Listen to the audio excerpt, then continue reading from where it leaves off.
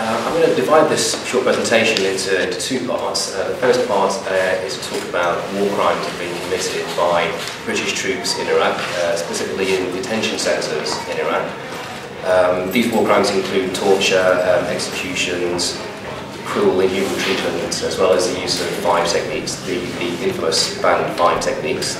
And then the second part, I'll be talking about accountability issues and how the law has been used to bring in individuals and the governments into account for what has been carried out. So starting with the violations, in terms of murder and executions, the first case to talk about was mentioned earlier today is the case of Baha Musa. I'm sure quite a few of you are aware, broadly speaking, of the facts of that case, but just to run through them. Baha Musa was arrested by British forces in a hotel in Basra. It was by the 1st Queen's Lancashire Regiment.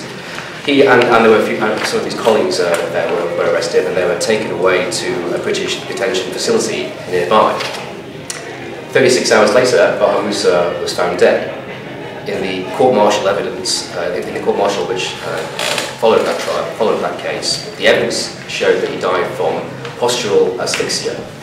In addition to that, though, the court-martial heard that there were 93 separate visible injuries on his body, and the evidence suggested that all of these contributed to his death. In addition, at the court-martial, it was heard that Baha Musa and his colleagues, they were subject to quite brutal violence. They were kicked and they were punched while they were handcuffed, while they were placed in distress positions, and while they've been deprived of sleep. To this day, nobody's been found responsible for the death of Baha Musa. I'll present that a bit later on. The next violation is torture, cruel, inhuman and degrading treatment. An example of where the British forces have engaged in these activities is, again, it was mentioned earlier today, and that's Camp Breadbasket. This is a UN humanitarian aid depot, and in March 2003, the British forces, they arrested a whole group of Iraqis on suspicion of looting from the depot, and they brought them back into Camp Breadbasket. From there, they were subjected to quite shocking abuse. This abuse has been evidenced by photographs which have been published throughout the world.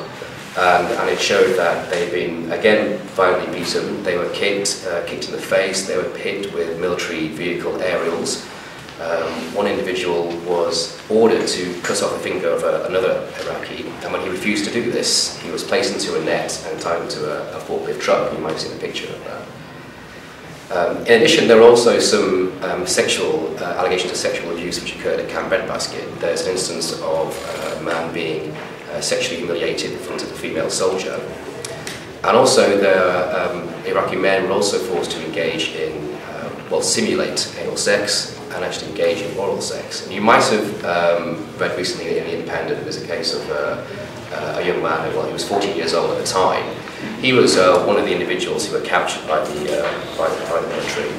He was kept overnight in the hangar, and he wasn't fed or anything, but he was forced to engage in oral sex with one of his friends. And unfortunately, this obviously has had quite a big impact on this young man's life, and it is quite shocking, I think. Following Camp Breadbasket, there was a further set of court-martials in Osnabrück, Germany, and 4 soldiers, they were convicted, but the offences which they were convicted of were relatively minor if you consider the actual evidence that was against them. And in addition, there were no officers there, there were no officers, and officers were certainly present at Camp Breadbasket. They were giving out the orders. Well, that is what people suggest, but nobody was there at the court-martial. And just turning now to the 5 banned techniques. Now, I think quite a few of you will be aware of the techniques which the British military, British security services employed in Northern Ireland in the 1970s. These later became known as these 5 techniques, and they were the subject of two independent inquiries, or British inquiries, and it culminated in a court case which was heard eventually at the European Court of Human Rights, and that's between Ireland and the UK. The 5 techniques are, is hooding, being placed into stress position, being deprived of food and water, being deprived of sleep, and being subjected to noise. And it commonly was used as an aid to interrogation. So you get an individual, you give them this treatment for a few days, and then hopefully when you interrogate them later on, they'll be more inclined to give you the answers which you want to hear. In the actual court case, the European Court of Human Rights determined that these activities combined were inhuman and degrading treatments. Just as an aside, if a similar set of facts arose today and it went to the European Court of Human Rights, it's quite possible that they would now find that the combination of the effects had reached the threshold of torture. At the time they thought that it didn't, but certainly human rights human rights norms, they are ever evolving over time, and they're also not located to a particular region. So for example, in the inter-American system, these techniques have been seen to be the threshold of torture.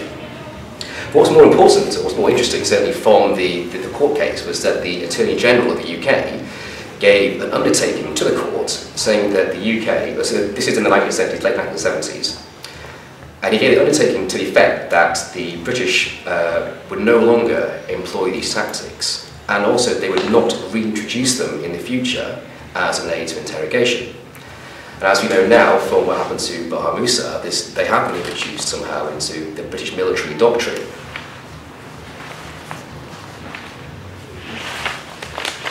You may have heard recently that, following the House of Lords case of Al-Skani, which involved Baha Musa and others, there was determined that there should be a public inquiry into the death of Baha Musa, and also as to how it came to be that the 5 banned techniques were reintroduced into the British policy. And that hopefully will sort of start early in the year. I don't believe an actual person to head that hasn't been chosen yet, but I know steps have been taken, and hopefully that will kick off pretty soon. But it's important to realise that these 5 banned techniques, they weren't used just by the 1st Queen's Lancashire Regiment, nor were they limited to the early part of the campaign of 2003. There's a case of Kamash, which occurred in April of last year, where a private house was invaded by, or broken down, the doors broken down and invaded by British military, British forces. They arrested the men there. They were violently arrested. Their hands were handcuffed, and they had Hessian sacks placed on their heads. And as far as hooding goes, Hessian sacks are quite heavy sort of items to place on someone's head. And one individual had that tied with a rope as well. Then the men, they were taken to a British transport and transported to the British base at Basra Airport. Whilst they were there, in addition to being beaten, they were made to kneel on